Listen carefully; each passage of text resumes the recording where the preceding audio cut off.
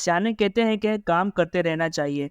उम्र जितनी भी हो जाए, हाथ पर हाथ धरे रूह व जान के लिए अच्छा नहीं होता। काम करने के अलबत्ता मुख्तलिफ अंदाज हैं। सरकारी नौकरी और दफ्तर में बैठना काम समझा जाता है, लेकिन खेती बाड़ी भी काम है। और समझदार लोगों के सामने घूमना फिरना भी अफजल किस्म की मसरूफियत है। वो तो खुशकिस्मत हुए जिन्हें 9 से 5 वाली नौकरी नहीं करना पड़ती, लेकिन जो अपने ज़राए आमदनी के बदौलत इस झंझट से आज़ाद हैं, वो भी मनपसंद कामों से अपनी ज़िंदगी को भरपूर बना लेते हैं। ये ख्वामख्वाह की तहमीद है। कहना यह है कि अब आरजू बस इतनी रह गई है कि वही करें जो दिल को भला लगे। मामूली खेत है, उसमें घूमना अच्छा लगता है। दरख्त भले मालूम होते हैं और जी चाहता है कि जहाँ हो सके वहाँ दरख्त लगाए जाएं। एक बाहर की हवेली है जहाँ चंद सालों से कुछ न कुछ उगा लेते थे। एक साल गंदम, दूसरे साल कैनोला, एक आधा बार मूंगफली की फसल। लेकिन पिछले साल से उसे उसे खाली छोड़ा हुआ है, क्योंकि दिल यही चाहता है कि जब सैर करने की सूझी तो उसी टुकड़े पर थोड़ा घूम लिया जाए। कई सालों से काम के सिलसिले में लाहौर जाना पड़ता है, लेकिन अब दिल करता है कि गांव से इस्लामाबाद नज़दीक है। टीवी पर तबसरे करने के हवालों से जो झक मारनी होती है वो यहीं कर लिया करें। शाम 6 बजे गांव से चले तो इस्लामाबाद स्टूडियो तकरीबन 1 या सवा घंटे में पहुंच जाना मुमकिन होता है। 1 घंटे का प्रोग्राम, उसके बाद गाने सुनते सुनते वापस आना मुमकिन हो जाता है। ये मजदूरी भी ना करें अगर दाल दलिए का मसला ना हो। महंगाई आजकल ऐसी है कि कुछ ना कुछ हाथों पाँव ना मारें तो महीने की अदायगियाँ मुश्किल हो जाएं। कुछ शौक़ भी हमारा ऐसे हैं जो बगैर शाह खर्ची के पूरे ना हो पाएँ, उनके लिए भी मजदूरी करना पड़ती है। खुशकिस्मत वो समझे जाते हैं जिनके वसाइल वसी हैं, लेकिन यह भी है कि ज़माने के तग़यीर का कोई भरोसा नहीं। बड़े बड़े लैंड लॉर्ड गुजरे हैं जिनके अब ढूंढे निशान नहीं मिलते। कुछ साल पहले मलिक खिज़र हयात टोहाना के गांव जाने का इत्तफाक हुआ। सर्दियों के दिन थे, सूरज निकला हुआ था और अचानक इरादा दिल में उठा के मलिक खिज़र हयात की गुमशुदा इस्टेट को देखा जाए। मलिक साहब हयात थे तो कालरा इस्टेट हज़ारों एकड़ पर मुहित थी। ये तो सब जानते हैं कि मुत्तहिदा पंजाब के वज़ीर आज़म भी थे। लेकिन जब ज़माने ने अंगड़ाई ली और पाकिस्तान बना तो मलिक साहब की सियासत और हुक्मरानी ख़त्म हो गई, और फिर उनकी वफ़ात के बाद कालरा इस्टेट के टुकड़े टुकड़े होने लगे। आज भी निशानियां मौजूद हैं, लेकिन वो जो एक उरूज था जो उस घराने ने देखा, वो तारीख के औराक में गुम हो चुका है। हम तो बहुत छोटे ज़मींदार ठहरे, लेकिन जहाँ मेरा आबाई गांव है, इसके इर्द गिर्द भी खासी वसी ज़मींदारियाँ हुआ करती थी। शायद ही कोई पुरानी ज़मींदारी अब कायम है।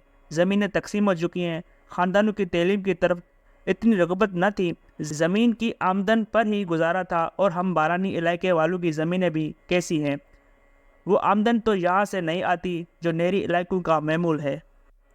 ज़माने के क्योंकि मुख्तलिफ रंग होते हैं, ऐसे भी होता है कि किसी के वर्षे में कुछ ज़मीन आई तो उस मोहल्ले की नज़र हो गई जो लाहौर शाही किले से मुत्तसिल है। कई ऐसे शौकीन मजाजों को हम जानते भी थे जिन्होंने वहाँ हाज़िरी देनी होती थी। अब तो कारों का ज़माना है और हर दूसरे शख्स के पास कार है, जिससे सड़कों की भीड़ बढ़ गई है। और आसमानी माहौल भी वो नहीं रहा जो एक ज़माने में हुआ करता था। लेकिन जिन शौकीन मजाजों का जिक्र छिड़ा है, वो हफ्ते के दिन चकवाल से बस पर सवार होते थे और शाम को उस मशहूर बाज़ार में पहुँचे होते थे। आसपास किसी सस्ती होटल में रहाइश के लिए कमरा ले लिया और अपने मनपसंद ठिकाने पर हाज़िरी दी। गाने वगैरह का सिलसिला शुरू होता तो वो वेले देने लगते, और वेले भी कुछ ऐसी अदा से वसूल दी जाती कि चकवाल से चला हुआ मुसाफिर यही समझता कि इस डेरे के हम ही सबसे ऊंचे मेहमान हैं।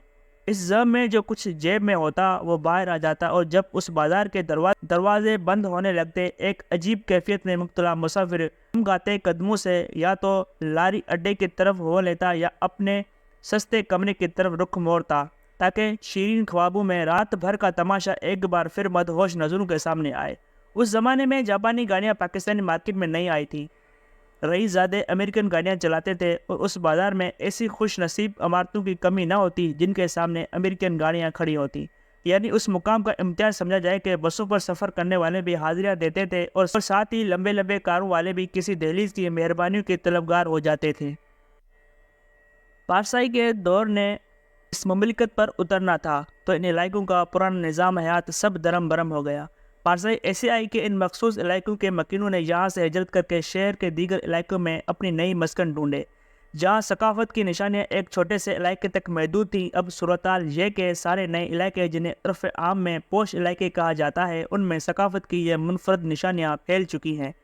شگل میلہ تو اب بھی ہوتا ہے، محفلیں برپا ہوتی ہیں، لیکن جب وہ پرانی روایت ٹوٹی تو وہ پرانی چاشنی بھی نہ رہی، انداز بدلے تو وہ پرانی ادائیں نہ رہیں۔ اب ایک شور شرابہ ہوتا ہے، بڑے بڑے لاؤڈ اسپیکروں سے اونچی بے ہنگم آوازیں نکلتی ہیں، اور ثقافت کا گمان کم اور اچھل کود کچھ زیادہ ہوتا ہے۔ شاید ہماری عمر کا تقاضا ہے، اور شاید آج کے نوجوانوں کو یہ اچھل کود ہی زیادہ پسند ہو۔